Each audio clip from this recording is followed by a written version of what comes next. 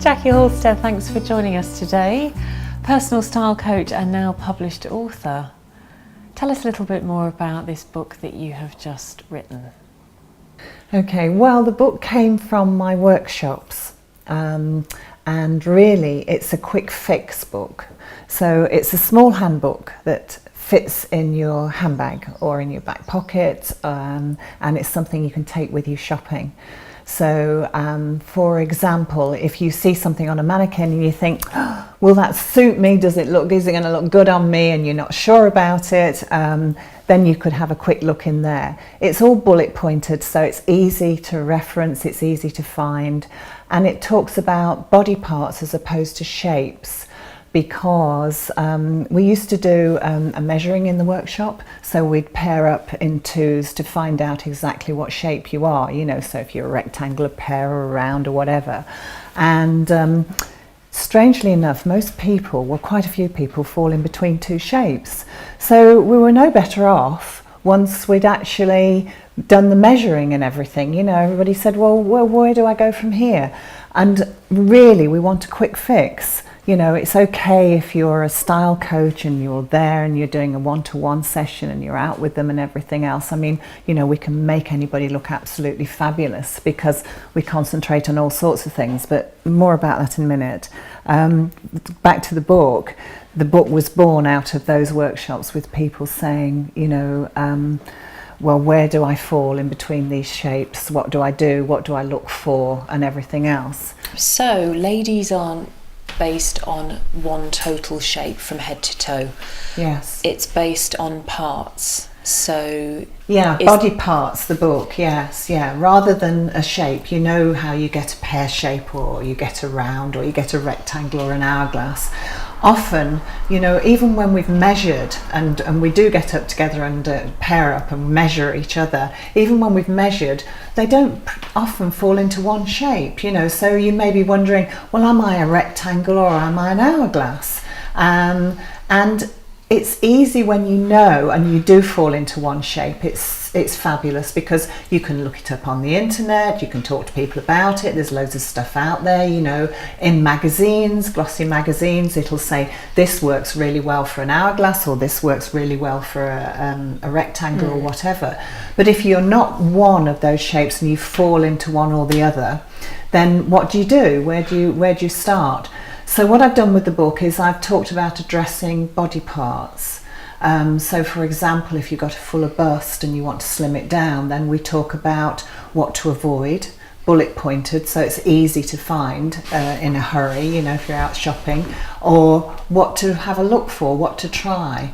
And sometimes at the end of that chapter, I'll put together, you know, a whole outfit saying, why not try this? It's not a definitive guide because everybody is different. Everybody, you know, you get taller, shorter, longer waist or higher waist, lower waist, should I say, or, you know, maybe your knees are, you know, you've got a longer thigh and all of those things, you know, where we're all very, very different. So that's where a style coach comes in or an image consultant, because they can make you look absolutely fantastic regardless of where your waist sits and everything else, because they've got all that information there and then, and they dress your body part. But the book, what it does is it gives you some hints and quick fixes and tips. So when you're picking out models from real life women, just walking by on the high street, what is it that you look for? I had, as I say, I would stand in the window of my boutique and I would watch people coming by, and I would when I saw somebody that I liked the look of, I would run out and ask them if they'd like to be a model for me and come and do some modelling on the catwalk. Look for? I looked for someone that was standing well. I looked for the different sizes. Once I got a size 8, I was looking for a 10, a 12 and so on, and right up to a 16, so that literally, you know, everybody was real, yes. Yeah, real, great, yes, yeah, perfect. real ladies. Yes, real fantastic ladies, so ladies who will buy this book, what will they learn essentially from this? They'll learn how to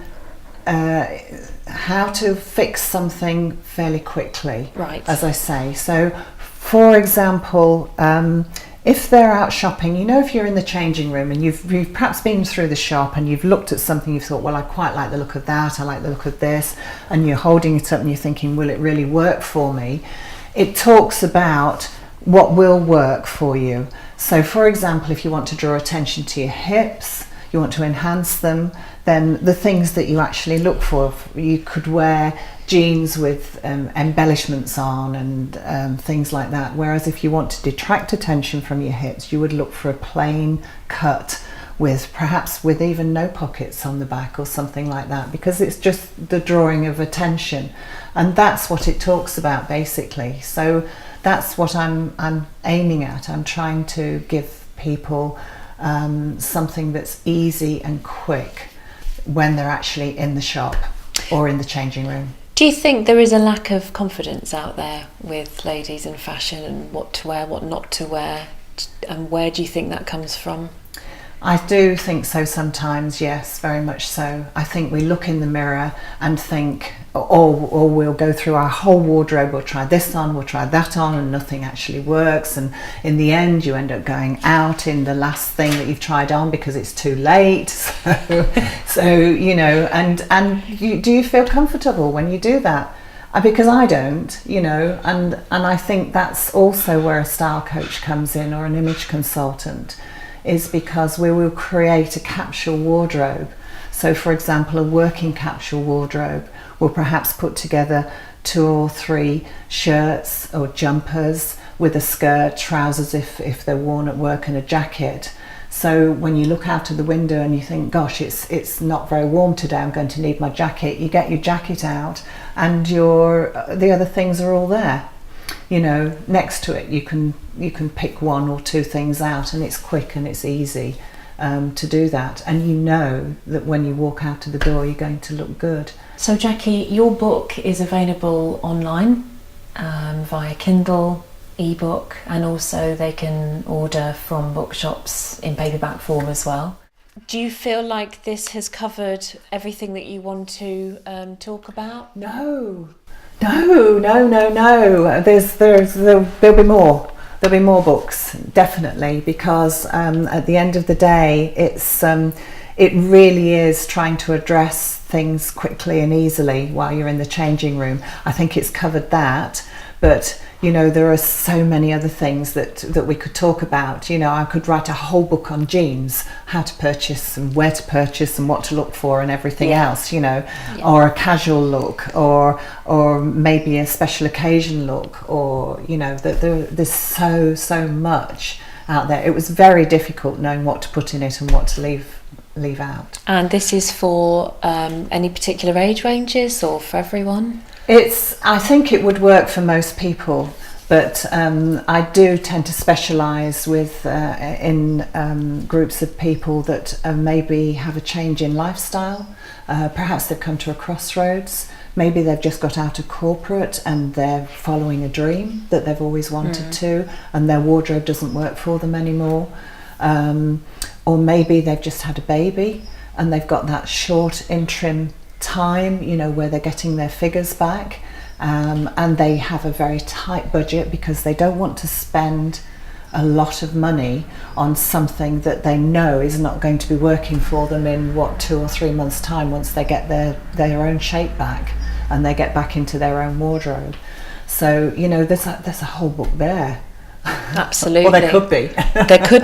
There could be a book based on budgets, even if you've only got a certain amount of money, or you know, perhaps quite a lot to spend. You could probably do a book on where to go, what to buy according to your money, and perhaps what the fashion is of the moment. That could be something else you could probably do as well. I'm very much into budget. I'm very much sticking to the budget, you know, what kind of budget anyone's got, because I think it's important to know that you can dress yourself really well and look fantastic, you know, whether you buy something from Primark or from Gucci, or you mix them up or not, you know,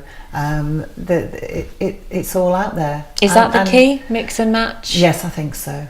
Very much so. Yes. I think it's a great thing to be able to do. And once you've got an idea of what suits you on the top half and what suits you on the bottom half, you'll tend to lean towards those things time and time again. That doesn't mean to say that you're going to have, 10 of the same thing in your wardrobe or what have you, but you'll lean to the same designers or that go to the same retail outlet time and again. So if a top fits you in Topshop, for example, and all of their tops work really well for you, then you'll go back there.